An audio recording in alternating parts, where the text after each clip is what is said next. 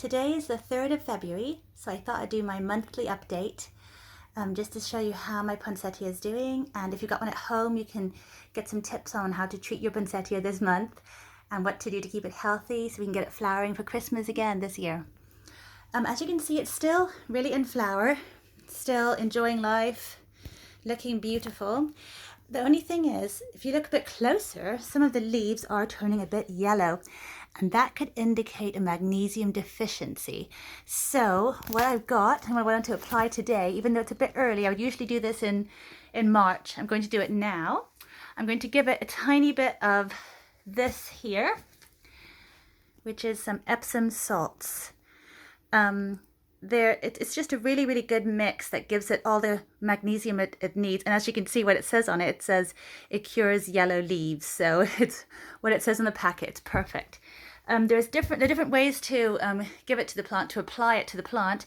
You can do a foliar spray where you just mix the salts up with lots of water and spray it all over the leaves. That can cause scorching. I don't want to do that. You can also give it a magnesium drench, which is where you mix up like 1 teaspoon of Epsom salts with a gallon of water and just really drench the roots. And that would be quite a good idea. But the only thing is I haven't got any drainage holes in my pot. And so if I were to do that, I would pretty much drown my plant. Next time I repot my plant, I will do it to a pot with drainage holes because that would really save a lot of trouble. But what I'm going to do at the moment is just apply a little bit of Epsom salts into the soil down here and dig it in properly. And then once I've done that, I'll give it a good watering. There was a few fungus gnats here last month, and I've applied some, what's it called? Some really good quality cinnamon, which did help. I still see a few buzzing about, so I might have to do another cinnamon application at some point. But today we're going to be doing some Epsom salts instead. Just don't want to over apply all kinds of random chemicals to the soil, even though it's all natural stuff. Because this Epsom salts, they're actually naturally derived minerals. It's just like a mixture of sulfur, magnesium, and oxygen that they actually find in like Dead Sea and places like that. But this I think is probably made synthetically. Because that's cheaper, obviously, for the mass market. I'm going to try to rather apply less rather than more. So I'm going to take like a little bit here. That's just like a little tiny teaspoon.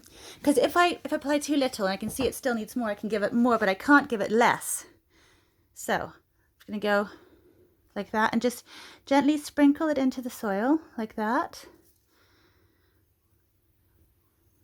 Try to apply it evenly. Not too close to the roots, all that kind of stuff. And then just gently, this is a special spoon I use only for my plants. It's a nice long handled spoon, teaspoon. So we can just gently work it into the soil to give it all the nutrition it hopefully needs. And this will hopefully just give it an extra little boost and fix any deficiencies there might be, because it's working so hard to produce these beautiful flowers. So you know, it needs a little bit of help sometimes, especially because it's in this pot. If you manage to plant it outside, if you live in a warmer climate than I do, and you can keep it outside, then it can get all kinds of nutrition from the soil. But obviously, in this pot, it's dependent on us to actually help it. So there we go. You can see it's not too moist down there either. So what I'm going to do is, obviously, after I apply this, either way, I was going to water it, but I'm just going to give it a good little drink of pure rainwater here. So there we go, a good drink. Because as I've said before, these beautiful plants are tropical and they're very thirsty, and they'd rather be moist rather than dry. So, and I want to make sure that nothing is left. There we go. Just watering in the Epsom salts, those Epsom salts, and getting it all nice and healthy. There we go.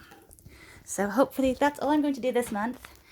And hopefully by March, we'll have some more to do. Hopefully it'll look better and not be yellow. Because as you can see, there was quite a bit in various leaves. If I can find, like, if you look at this, see? That's the kind of colors we don't want to see. Yeah, there's a bit of yellowing there. So yeah, this will hopefully fix it. But we'll do an update next month and we'll see how it goes. See you then.